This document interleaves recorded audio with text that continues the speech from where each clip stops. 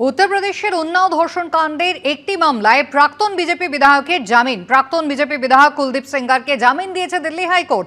এই মামলায় তার যাবজ্জীবন কারাদণ্ডের নির্দেশও স্থগিত করা হয়েছে। প্রতিবাদে দিল্লিতে ইন্ডিয়া গেটের সামনে বিক্ষোভ নির্যাতিতা এবং তার মায়ের। বিজেন্দ্র সিংহ আমাদের প্রতিনিধি রয়েছেন আমাদের সঙ্গে। বিজেন্দ্র, পুলিশ এদেরকে জোর করে তুলে দেয়, ঠিক কি হয়?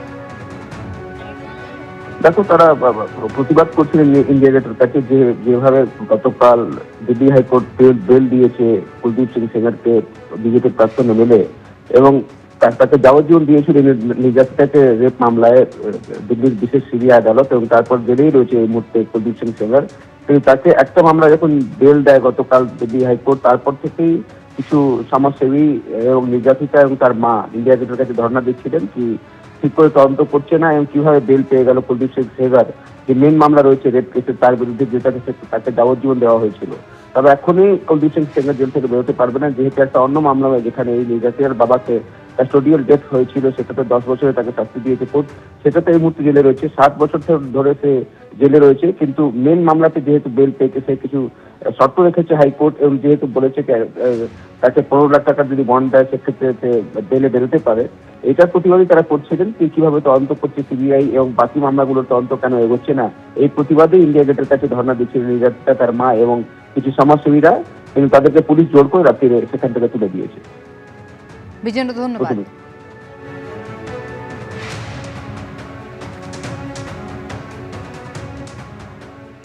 2017-তে উন্নাওয়ে ধর্ষণের ঘটনায় 7 বছর 5 মাস জেলবন্দি কুলদীপ সেঙ্গার।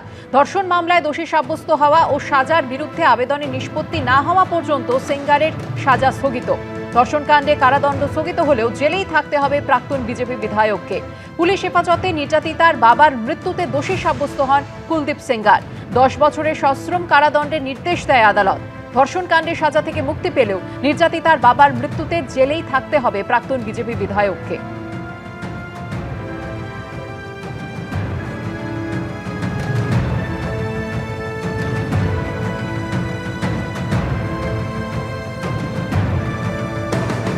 রাজ্যের উত্তর থেকে দক্ষিণ দিকে দিকে গ্রেপ্তার বাংলাদেশি। বনগাঁ থেকে এক মহিলা সহ 4 বাংলাদেশিকে গ্রেপ্তার করল পুলিশ। আর এদিকে জলপাইগুড়িতে পুলিশের জালে পড়ল 2 মহিলা বাংলাদেশি অনুপ্রবেশকারী। আর এরই মধ্যে আবার বেআইনিভাবে সীমান্ত পেরিয়ে ত্রিপুরা এসে ধরা পড়ল বাংলাদেশি হিন্দু যুবক। এ রাজ্যে এসআইআর পর্বের মধ্যেই ধরা পড়ছে ভারতে অনুপ্রবেশকারী বাংলাদেশিরা। এবার উত্তর 24 পরগনার বনগাঁ থেকে 4 বাংলাদেশিকে গ্রেফতার করল পুলিশ। এদের মধ্যে 3 জন যুবক বাংলাদেশের জিয়ানগরের খেজুরতলার বাসিন্দা, ধৃত মহিলা বাংলাদেশের গাইবান্ধার বাসিন্দা। তাদেরকে জিজ্ঞাসাবাদ করে পুলিশ জানতে পারে অবৈধভাবে পশ্চিমবঙ্গ সীমান্ত দিয়ে ভারতে ঢুকেছিল 3 যুবক। কাজ করত ভিন রাজ্যে। চোরাপথে বাংলাদেশ যাওয়ার জন্য বনগাঁ রেলবাজার এলাকায় এসেছিল তারা। অন্যদিকে বনগাঁ থানার পাটশিমুলিয়া এলাকা থেকে গ্রেফতার করা হয় বাংলাদেশি মহিলাকে। কিভাবে আসলেন আপনি? কার মাধ্যমে, কার সাথে? কত টাকা লেগেছে? হ্যাঁ, 20,000 টাকা। উত্তরবঙ্গের জলপাইগুড়িতেও 2 মহিলা বাংলাদেশি অনুপ্রবেশকারীকে গ্রেফতার করল পুলিশ। কখন আসছেন? কালকে রাত 2টায়। আর এইখানে কখন আসলেন? এখানে এসে পৌঁছেছি 2টায়। রাত 2টায়? তার মানে আজকে সারাদিন এখানেই ছিলেন? শুধুমাত্র এ রাজ্যেই নয়, বাংলাদেশ সীমান্ত লাগোয়া ত্রিপুরাতেও গ্রেফতার করা হয়েছে অনুপ্রবেশকারী বাংলাদেশিকে। ধৃতের নাম পঞ্চচন্দ্র দাস, বাংলাদেশের ব্রাহ্মণবাড়িয়া নাসিরনগর থানা এলাকার বাসিন্দা। গত 2 মাস ধরে আগরতলার সেলুনে কাজ করছিল এই অনুপ্রবেশকারী বাংলাদেশি। বাংলাদেশে অশান্তির আবহে ত্রিপুরার খোয়াই দিয়ে অবৈধভাবে ভারতে ঢোকেন বছর 35-এর এই যুবক। কারণ বাংলাদেশের পরিস্থিতি খুব খারাপ, ঘরে বাড়ি ভেঙে গেছে, এর জন্য আমি ইন্ডিয়া চলে আসছি। আমি নিজে সেটেল হয়ে তারপরে ফ্যামিলি নিয়ে আসবো, থাকলে ইন্ডিয়াতে থাকবো, বাংলাদেশে যাব না। একদিকে অনুপ্রবেশকারী ইস্যুতে রোদ চড়ছে বাগবিতণ্ডার পারদ, অন্যদিকে দিকে দিকে গ্রেফতার হচ্ছে বাংলাদেশি অনুপ্রবেশকারীরা। সমীরণ পাল, রাজা চট্টোপাধ্যায়, প্রসেনজিৎ সাহা, এবিপি আনন্দ। সোমবার ঘোষণা, মঙ্গলবার বাতিল। বালিগঞ্জের প্রার্থী হিসাবে নিশা চট্টোপাধ্যায়ের নাম বাতিল করলেন হুমায়ুন কবির।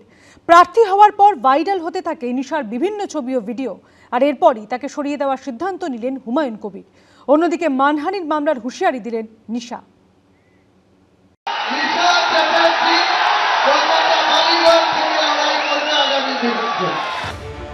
মাত্র 24 ঘন্টা পেরোলো, তার মধ্যেই দিগবাজি।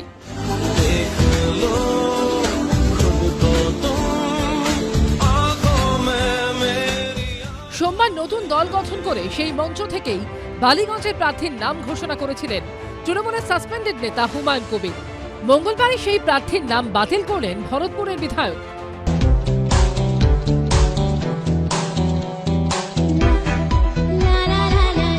হুমায়ুন, তার মানে এটা একটা ব্লান্ডার। হ্যাঁ, নিশ্চয়ই। তিনি কি বলছেন, কি করছেন, তার নতুন দল বিন্দু মাত্র আমাদের আগ্রহ নেই। এর ভবিষ্যৎটা কি হবে তিনি ঠিক করুন। এটা তার ব্যক্তির পরিচয়, তার স্বার্থ এবং তাকে কে পরিচালিত করছেন, পিছনে কোন অদৃশ্য হাত আছে, কোথায় অদৃশ্য ফান্ডিং আছে, এটা বাংলার মানুষ বোঝে। সোমবার জনতা উন্নয়ন পার্টি গঠন করে 9টি বিধানসভা কেন্দ্রের প্রার্থীর নামও ঘোষণা করেন হুমায়ুন কবির।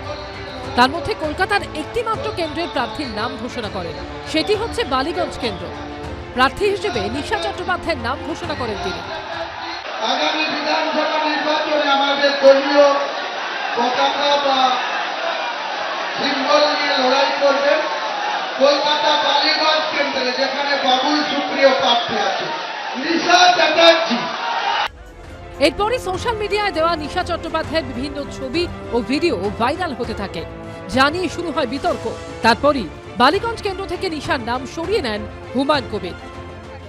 আমার জানা ছিল না উনি একজন সেলিব্রিটি, এটাই জানতাম। কিন্তু প্রার্থী ডিক্লেয়ার করার আধ ঘন্টার মধ্যেই টিএমসির বিভিন্ন যে আইটি সেল বা বিভিন্ন রকম অনলাইনে যেসব ফেসবুকে তেনার কিছু ছবি ভাইরাল হয়েছে, তাতে আমার মনে হয়েছে যে আমার শুরুটা এই ধরনের কোনো ব্যক্তিকে বিধানসভার মতো পবিত্র জায়গায় পাঠানোর জন্য বা আইন প্রণয়নকারী সদস্য হিসাবে পাঠানোর জন্য মানুষ আমাকে ভুল বুঝতে পারে। তাই আমি সেটা 24 ঘন্টা যেতে না যেতেই রাত্রেই সিদ্ধান্ত নিয়েছি যে এটাকে প্রার্থী রূপে রাখবো না। নিশা চট্টোপাধ্যায়ের নাম বাতিলের পর বালিগঞ্জের সংখ্যালঘু সম্প্রদায়ের কাউকে প্রার্থী করবেন বলে জানিয়েছেন হুমায়ুন কবির। আমি এক সপ্তাহের মধ্যে বালিগঞ্জের কোনো একজন মুসলিমকে প্রার্থী হিসাবে তুলে ধরব। ওখানে আমি খোঁজ নিয়ে দেখেছি যে বালিগঞ্জে প্রায় 50-50% কাছাকাছি মাইনরিটি ভোটার আছে। এই প্রেক্ষাপটে হুমায়ুনের আক্রমণের পাল্টা জবাব দিয়েছেন নিশা।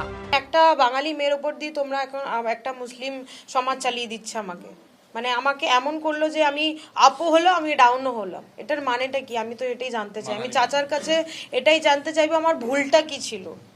আমার যদি এটাই ভুল ছিল তাহলে তো আপনার দেখে শুনে, আপনার তো এত এত মানে সংগঠন আছে, এত মানুষ আছে, তো নিশ্চয়ই আমার নাম যখন নিয়েছেন আপনি তো কিছু দেখে তো নিয়েছিলেন। সেই দেখাটার পর সেই দেখা কোথায় গেল? তার জন্য আমি মানহানি মামলা করব। আর আমার আমি যা ট্রোল হচ্ছি, আমি যা সাফার হচ্ছি, তার জন্য যদি আমার কিছু করে ফেলি বা কিছু যদি আমার মা বাবা বা ফ্যামিলির কিছু হয়ে যায়, তাহলে সেটা দায়ী কে নেবে? প্রার্থী চলে গেল, প্রার্থী বদল। এখন বলছেন নাকি ওকে কে নিয়ে এসেছিল। মানে কি এটা? এটা সিরিয়াস রাজনীতির জায়গা। কোনো ব্যক্তি একটা দল করতে চলেছে, আমার কাছে অমুককে নিয়ে এসেছিল, আমি ক্যান্ডিডেট করে ফেলেছিলাম। আর কি হচ্ছে? এটা একটা পলিটিক্যাল কমেডিতে পরিণত হয়েছে গোটা জিনিসটা। প্রস্তাবিত বাবরি মসজিদের শিলান্যাসের দিন সৌদি আরব থেকে ধর্মগুরু আসার কথা থাকলেও সেরকম কেউ আসেননি। এমনকি হুমায়ুন কবিরের নিরাপত্তারক্ষীদের হায়দ্রাবাদ থেকে আসার কথা থাকলেও পাঠানো হয়েছিল স্থানীয় নিরাপত্তারক্ষী। এবার নতুন দলের যাত্রার শুরুতে প্রার্থী নিয়েও ধাক্কা খেলেন ভরতপুরের বিধায়ক।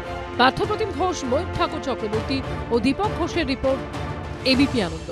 এবিপি আনন্দ, এগিয়ে থাকে, এগিয়ে রাখে।